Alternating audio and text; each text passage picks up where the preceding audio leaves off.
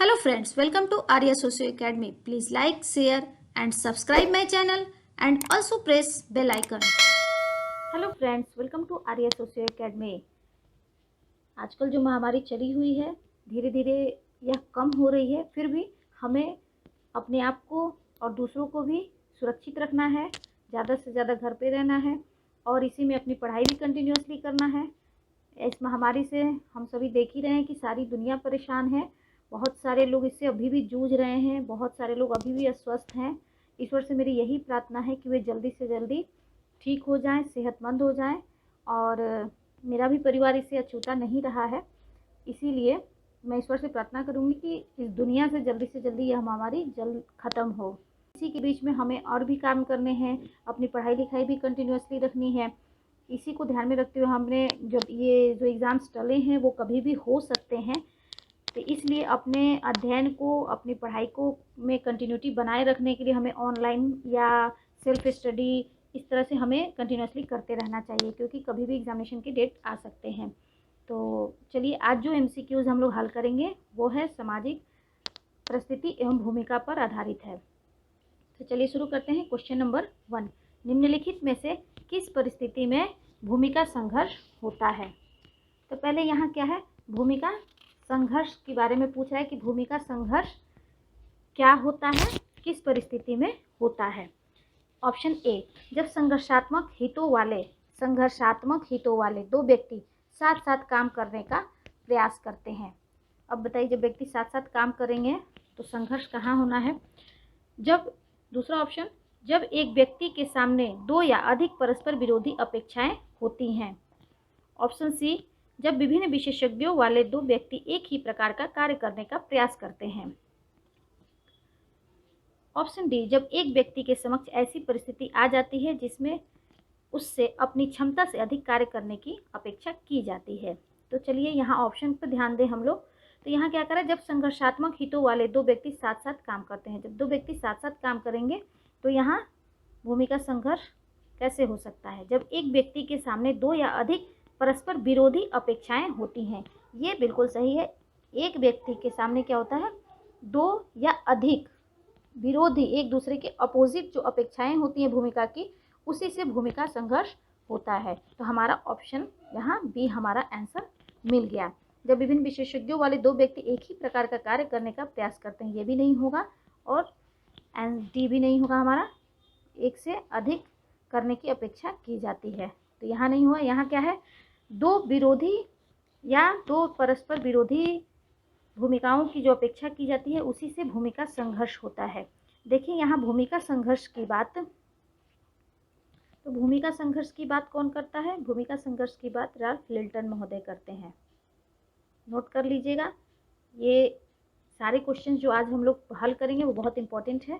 इससे related questions sure आते ही हैं एग्जामिनेशन में। तो राल्फ लिल्टन ने इस अवधारणा को दिया। इसको भूमिका संघर्ष को एक एग्जाम्पल से हम लोग समझे, जैसे कोई महिला है, वो विद्यालय में पढ़ाती है और उसे घर पे भी देखना है। घर पे अगर उसका छोटा बच्चा है तो वो बच्चे को भी नहीं छोड़ पा रही है और उसे विद्यालय भी देखना है। तो ये दोनों क्या है, एक ही टाइम पे इसे दोनों काम करने हैं। तो ये क्या है, दो या दो से अधिक परस्पर विरोधी अपेक्षा है। एक अपेक्षा है कि माँ की भूमिका निभाए, एक अपेक्षा है कि विद्यालय में शिक्षिका की भूमिका निभाए। तो ऐसी स्थिति में क्या है, भूमिका संघर्ष होता है। तो इसलिए भूमिका संघर्ष को समझ लिए होंगे आप लोग। भूमिका संघर्ष लिल्टन महोदय की अवधारणा है। तो फर्स्ट का आंसर हमारा यहाँ क्या था? फर्स्ट का आंसर हमारा यहाँ था बी। नेक्स्ट क्वेश्चन नंबर 2, किसने भूमिका विन्यास शब्दावली को विकसित किया और क्यों? देखिए यहाँ क्वेश्चन है, भूमिका विन्यास को किसने विकसित किया और क्यों? ऑप्शन ए है, समाज में सामूहिकता के भाव को व्यक्त करने के लिए मैक्स वेबर ने। बी, पूंजीवादी समाज में उत्पादन प्रक्रिया का वर्णन करने हेतु कार्ल मार्क्स तथा एफ एंगल्स ने। सी, एक सामाजिक परिस्थिति विशेष संपन्न व्यक्तियों को तमाम भूमिगत संबंधों को व्यक्त करने के लिए टी पार्सन्स और मार्टन ने। डी, समान परिस्थिति वाले व्यक्तियों के बीच एकता के भाव को व्यक्त करने हेतु लिंटन और नाडेल ने। तो यहाँ भूमिका विन्यास को किसने दिया था? भूमिका विन्यास की बात मर्टन महोदय करते हैं। याद रखिएगा। भूमिका विन्यास को कहीं कहीं भूमिका प्रतिमान भी लिखा होता है, रोल सेट कहते हैं। याद रखिएगा, कई तरह के नाम हो जाते हैं तो कन्फ्यूज़न हो जाता है। रोल सेट होता है। मर्टन महोदय ने यह अवधारणा दी थी। इसमें ये बताते हैं कि जैसे कोई व्यक्ति है, उसे वह पिता भी है, वह पुत्र भी है, वह किसी का भाई भी है। तो इस तरह से एक ही परिस्थिति में रहते हुए कई तरह की उससे भूमिकाएं की अपेक्षा की जाती है, तो इसे ही हम भूमिका विन्यास कहते हैं या भूमिका क्रम कहते हैं। इंग्लिश में याद रखेंगे, रोल सेट कहते हैं। यह अवधारणा मर्टन महोदय ने दी थी, यह बिल्कुल याद रखिएगा। तो हमारा आंसर यहाँ क्या बनेगा? सी। क्वेश्चन के अनुरूप हमारा आंसर सी बनता है। एक चीज़ और ध्यान रखने वाली बात है कि रोल सेट की जो बात करते हैं मर्टन महोदय, इसमें दो तरह के रोल सेट की बात होती है। एक प्रकट भूमिका विन्यास की बात करते हैं और एक अप्रकट भूमिका विन्यास की बात करते हैं। प्रकट और एक अप्रकट। जैसे कोई व्यक्ति अगर टीचर है और घर पे वो एक पिता है, तो जब वो विद्यालय में होता है तो पिता की भूमिका छोड़ देता है, तो वहाँ क्या हो जाता है, विद्यालय में इसकी प्रकट भूमिका क्या हो गई, एक टीचर के रूप में हो गई और पिता के रूप में उसकी भूमिका अप्रकट हो गई। जब वो घर पे आता है तो वो पिता की भूमिका क्या हो गई, वहाँ प्रकट हो गई और टीचर की भूमिका वहाँ अप्रकट हो गई। तो इस तरह से उन्होंने भूमिका की जो बात की थी रोल सेट की, इसमें वो दो तरह के प्रकट और अप्रकट भूमिका विन्यास की भी बात करते हैं। भूमिका विन्यास की बात कौन करता है? मर्टन महोदय करते हैं और हमारा आंसर यहाँ बनता है सी। नेक्स्ट क्वेश्चन नंबर 3, निम्नलिखित में से कौन सा कथन सही है? कुछ कथन दिए हुए हैं, यहाँ में बताना है कौन सही है। गॉफमैन द्वारा विकसित भूमिका दूरी शब्दावली का आशय। भूमिका दूरी का मतलब क्या है? देखिए एक चीज़ आप और याद रख लीजिए, यहाँ क्वेश्चन से ही निकल गया। भूमिका दूरी की बात कौन करता है? गॉफमैन महोदय करते हैं। एक ऑब्जेक्टिव यहाँ मिल गया आप लोगों को। चलिए ऑप्शन देखें। ए, लोगों की उस बात के लिए नहीं कहने का सामर्थ्य जिसकी उनसे दूसरों के लिए करने की अपेक्षा है। ऑप्शन बी, लोगों की स्वयं की भूमिकाओं की मान्य मांगों से मुक्त कर लेने का सामर्थ्य। ऑप्शन सी, लोगों का इस प्रकार व्यवस्था की ध्वंस कर देने का सामर्थ्य जिससे उन्हें किसी भी प्रकार की भूमिका न निभानी पड़े। ऑप्शन डी, लोगों का अपनी भूमिकाओं को दूसरों से करवाने का सामर्थ्य। सबसे पहले समझिए भूमिका दूरी किस अर्थ में कहते हैं गॉफमैन महोदय। गॉफमैन महोदय कहते हैं कि भूमिका दूरी का मतलब क्या होता है, जब एक ही तरह की भूमिकाएं करते करते व्यक्ति के जीवन में निरस्ता आ जाती है, वो बोर हो जाता है एक ही तरह का काम करते करते, तो क्या होता है, कुछ समय के लिए वो उस भूमिका से दूर चला जाता है। व्यक्ति उस भूमिका से दूर चला जाता है। जैसे कोई अधिकारी है, वो छुट्टियां ले लेते हैं, वो परिवार सहित कहीं घूमने चला जाता है, तो इस तरह से क्या होता है, इसे ही भूमिका दूरी कहते हैं गॉफमैन महोदय। तो हमारा आंसर आप खुद ढूंढिए, इसमें कौन सा हो जाएगा? लोगों को स्वयं की भूमिकाओं की मान्य मांगों से मुक्त कर लेने का सामर्थ्य है। मतलब जो मान्य मांगे हैं, जो उसकी भूमिका की जो अपेक्षा है, उससे वो क्या है, मुक्त कर लेता है, अपने आप को मुक्त करने का उसमें सामर्थ्य होता है, उसे ही हम भूमिका दूरी कहते हैं। तो 3 का आंसर हमारा यहाँ क्या हो गया? बी। नेक्स्ट क्वेश्चन नंबर 4, निम्नलिखित में से कौन सा कथन परिस्थिति के संदर्भ में सही नहीं है? परिस्थिति से को ध्यान में रखते हुए कुछ यहाँ कथन दिए हुए हैं, इसमें हमें बताना है कि कौन सा कथन परिस्थिति के अनुरूप सही नहीं है। ए, कोटि क्रम पद को परिस्थिति कहते हैं। कोटि क्रम पद को परिस्थिति कहते हैं। बी, सामान्य संख्यात्मक प्रणाली में पद को परिस्थिति कहते हैं। सी, समूह के द्वारा व्यक्ति की योग्यता के अनुमान को परिस्थिति कहते हैं। डी, व्यक्ति की सांस्कृतिक विशेषता को परिस्थिति कहते हैं। परिस्थिति क्या होता है? परिस्थिति समाज में व्यक्ति को कोई ना कोई पद मिला होता है जिससे उसकी समाज में पहचान होती है। उस पद से संबंधित उसके कुछ अधिकार और कर्तव्य होते हैं।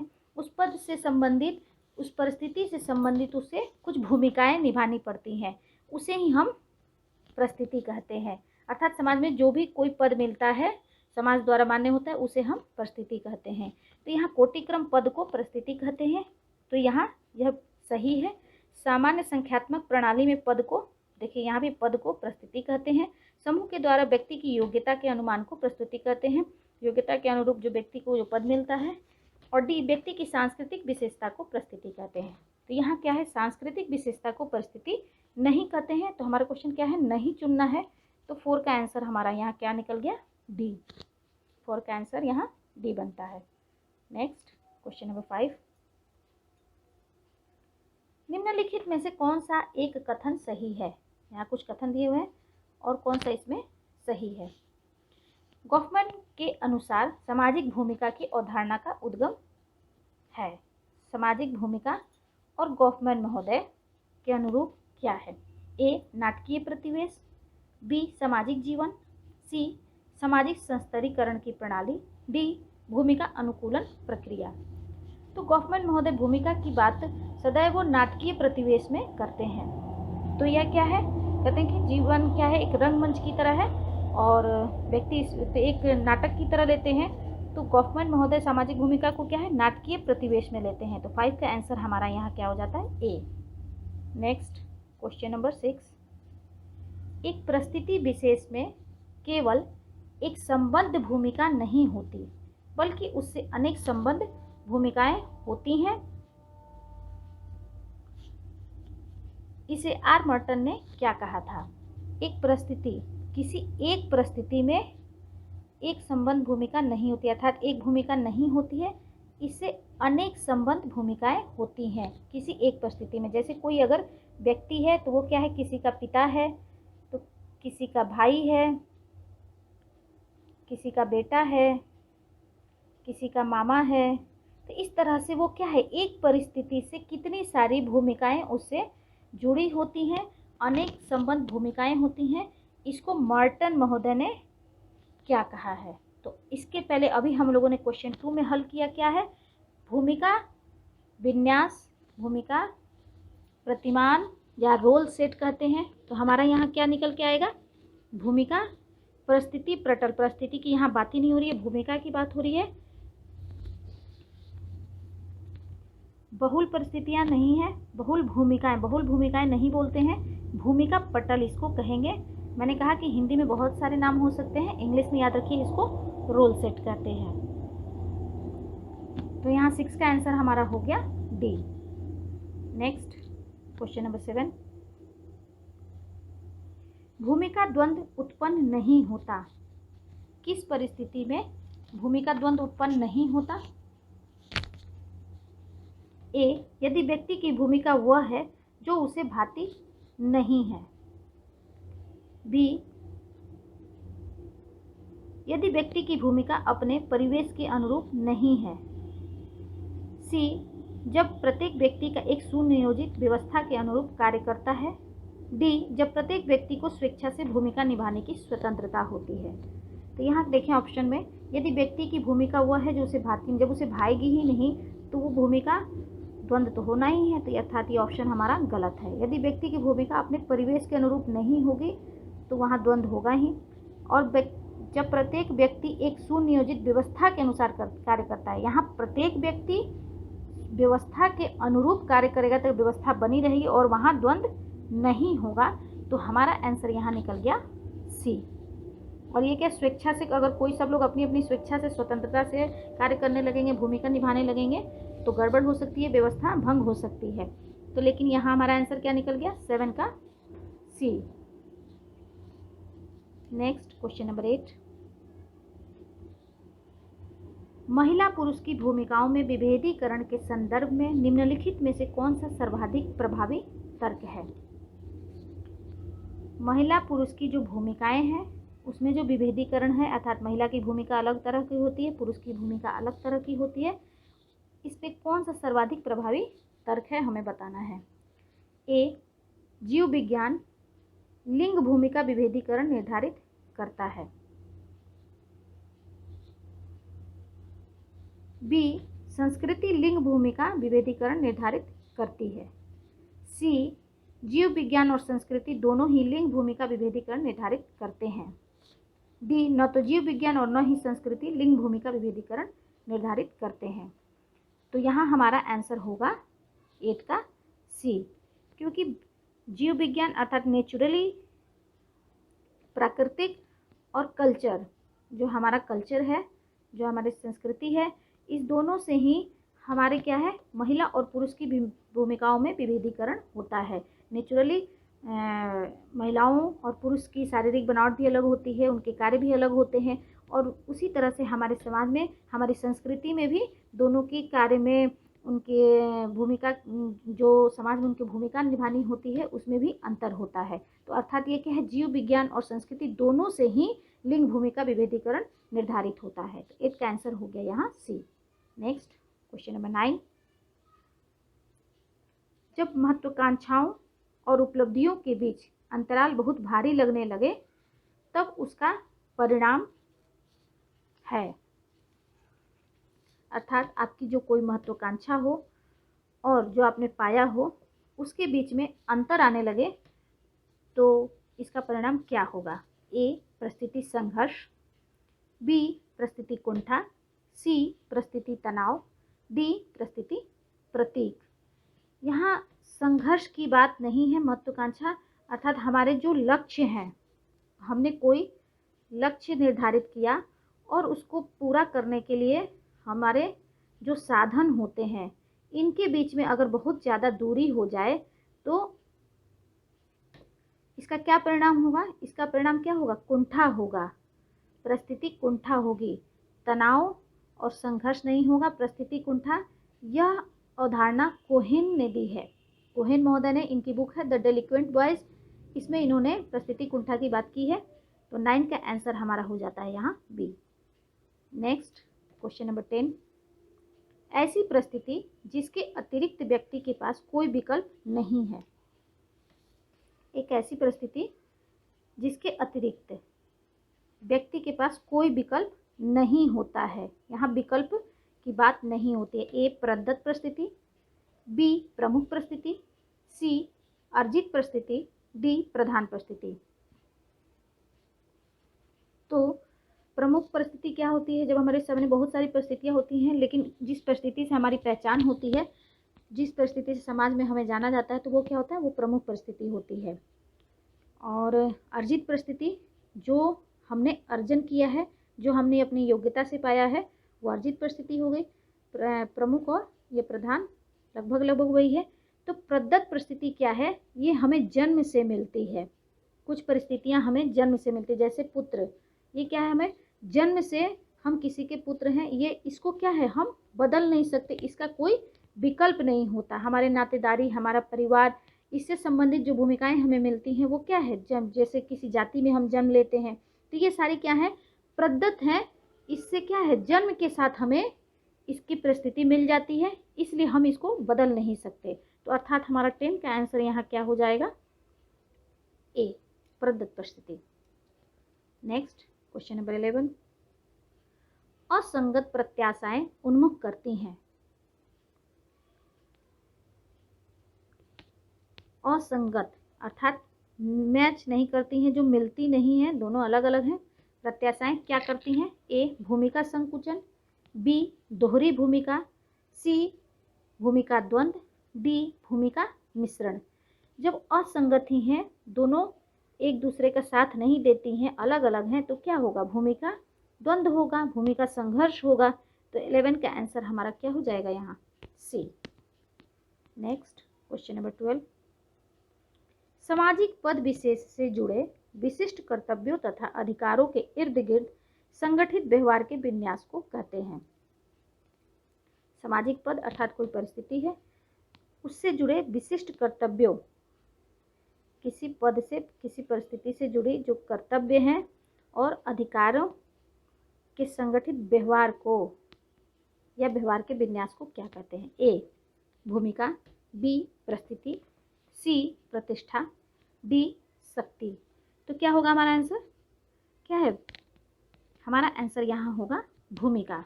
क्यों, क्योंकि परिस्थिति का क्या है, गतिशील पहलू या व्यवहारिक पहलू है। जो भी परिस्थिति होती है, अर्थात सामाजिक पद को क्या कहते हैं, परिस्थिति कहते हैं, और इसका गतिशील पहलू अर्थात इसको जो हम कार्य के रूप में, व्यवहार के रूप में जो करते हैं, वो क्या है, भूमिका कहलाती है। तो 12 का आंसर हमारा हो गया ए। नेक्स्ट क्वेश्चन नंबर 13, यहाँ कुछ कथन और कारण दिए हैं। एक और पिता को स्नेही होना होता है तो दूसरी ओर बेटे को अनुशासित करने हेतु कड़ाई बरतनी पड़ती है। ठीक है, अतः उसे भूमिका तनाव का सामना करना पड़ता है। एक तरफ उसे बच्चे को डांटना भी है और एक तरफ उसे प्यार भी करना है। कारण अपने भूमिकागत कर्तव्यों की मांग को पूरा करने की कठिनाई अथवा भार की भावना से भूमिका तनाव पैदा होता है। तो यहाँ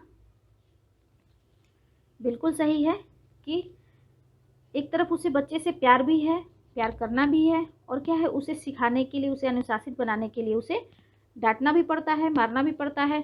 तो इस स्थिति में उसे क्या है, भूमिका का क्या है, तनाव महसूस करता है ऐसी स्थिति में, और इसे ही भूमिका तनाव कहते हैं। तो ए और आर क्या है, यहाँ दोनों सही हैं और इसका यह सही स्पष्टीकरण है। तो 13 का आंसर हमारा हो जाता है यहाँ ए। नेक्स्ट क्वेश्चन नंबर 14, निम्नलिखित में से कौन सा एक पूर्वाभासी या प्रत्याशित समाजीकरण का उदाहरण है। इसके पहले हम लोगों ने संदर्भ समूह में पढ़ा था प्रत्याशित समाजीकरण। प्रत्याशित समाजीकरण की अवधारणा किसने दी थी, आप लोग कमेंट बॉक्स में लिख के बताएंगे। और चलिए इसका ऑप्शन देखें। ए, विवाहोपरांत पति के परिवार में यथावत अनुकूलन के लिए माता पिता द्वारा अविवाहित पुत्रियों का समाजीकरण। बी, घर में ठीक से काम करने के लिए गृहिणी द्वारा अपने काम करने वाली को काम सिखाना। सी, शत्रु से लड़ने के लिए सैनिकों का प्रशिक्षण। डी, अपनी संप्रेषण दक्षता में सुधार हेतु मैनेजर का प्रशिक्षण कार्यक्रम में भाग लेना। तो प्रत्याशित समाजीकरण कब होता है या पूर्वाभासी समाजीकरण, जब तुलनात्मक परिस्थिति में, जब हम दूसरे समूह के गुणों को अपनाने की कोशिश करते हैं, जिसे हम अच्छा समझते हैं, तो अपने से बेहतर समझते हैं, या फिर जिस समूह का हम सदस्य बनना चाहते हैं उसके गुणों को जब हम अपनाते हैं, तो वो प्रत्याशित समाजीकरण कहलाता है। तो यहाँ हमारा आंसर होगा ए, क्योंकि जो अविवाहित पुत्री है वो दूसरे परिवार में उसे जाना है और उस परिवार के में अपने आप को अनुकूलन कर पाए, उस परिवार में एक अच्छी बहू कहला पाए, इसके लिए वो क्या है, उसका समाजीकरण होता है। तो उसे ही हम प्रत्याशित समाजीकरण कह सकते हैं। तो 14 का आंसर यहाँ हमारा हो जाता है ए। नेक्स्ट क्वेश्चन नंबर 15, निम्नलिखित कथनों पर विचार कीजिए। यहाँ कुछ कथन दिए हैं। व्यक्ति विशेष का वह कार्य भूमिका कहलाता है जो उसके पद से जुड़े दायित्व को निभाने के लिए किया जाता है। बिल्कुल सही, पद से जुड़े दायित्व को निभाने के लिए भूमिका कहते हैं। उस स्थिति को भूमिका संघर्ष कहते हैं जिसमें व्यक्ति विशेष के समक्ष अनुकूल भूमिकागत अपेक्षाएं आती हैं। अनुकूल तो नहीं होगा, यहाँ असंगत भूमिकागत अपेक्षाएं आती हैं, तो भी इसे भूमिका संघर्ष कह सकते हैं। विभिन्न समूहों में विभिन्न पदों पर आसीन व्यक्ति की विभिन्न भूमिकाओं को भूमिका पटल कहते हैं। नहीं, इसे बहुल भूमिका कहेंगे, क्योंकि यहाँ विभिन्न समूह में विभिन्न पद की बात है, अर्थात एक परिस्थिति, अर्थात कई परिस्थितियां हैं और उससे जुड़े कई तरह की भूमिकाएं हैं, तो ये भूमिका पटल नहीं कहलाता है। तो 3 यहाँ नहीं सही है। सामाजिक संस्तरण व्यवस्था में व्यक्ति विशेष के पद को परिस्थिति कहते हैं, तो ये बिल्कुल सही है। व्यक्ति विशेष के पद को ही हम क्या, परिस्थिति कहते हैं। तो अर्थात हमारा 4 सही है, 1 और 4 सही है। तो 1 और 4 हमारा ऑप्शन मिल रहा है इसमें। तो हमारा आंसर यहाँ क्या हो गया, 15 का सी। यहाँ अनुकूल नहीं है, असंगत भूमिकाएं अपेक्षाएं होती हैं, तब क्या है, भूमिका संघर्ष होता है। तो इस तरह से हमारा 15 का आंसर यहाँ बनता है सी। यहाँ कुछ कॉन्सेप्ट्स आप लोगों के क्लियर हो गए होंगे, भूमिका परिस्थिति और संघर्ष से संबंधित। इससे संबंधित और भी हम लोग 2 और MCQs देखेंगे आगे, और भी आप लोगों को क्लियर हो जाएगा। तो आई थिंक यह वीडियो आप लोगों के लिए हेल्पफुल रहा होगा। थैंक यू, धन्यवाद। Please like, share and subscribe my channel and also press bell icon.